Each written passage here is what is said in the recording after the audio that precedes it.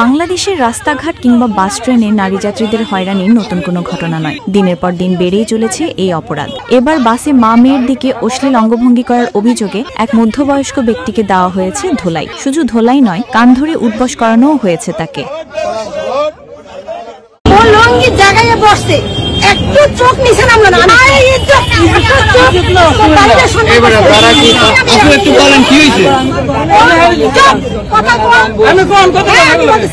আমরা রূপাতলি থেকে মাইজি উঠছি, আমরা বসে পরে পথে দিয়ে উঠছে ড্রাইভারের জিগান উঠছে পর থেকে ও লঙ্গির জায়গায় বসছে, একটু চোখ নিচে নামলো না। আমি অনেকবার ফলো করতেছি, আমরা কথা বলতেছি, ও মানে চোখ তো যায় না, কিন্তু চোখে তো কিছু করতে পারবো না।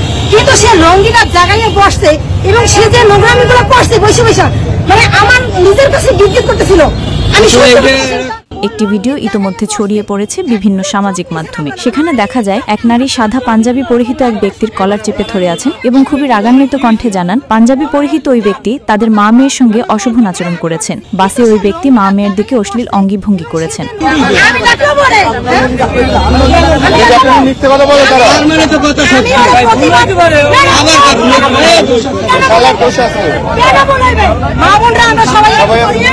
আমাদের সম্মান আছে না, ওরা শিক্ষা আপনারা দেন।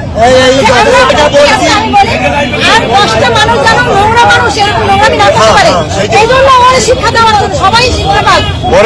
দেখুক সমাজে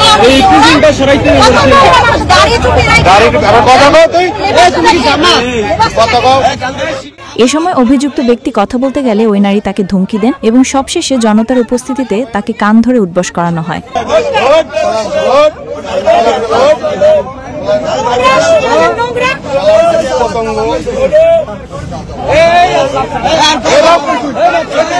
ডেস্ক রিপোর্ট 24 আওয়ার্স।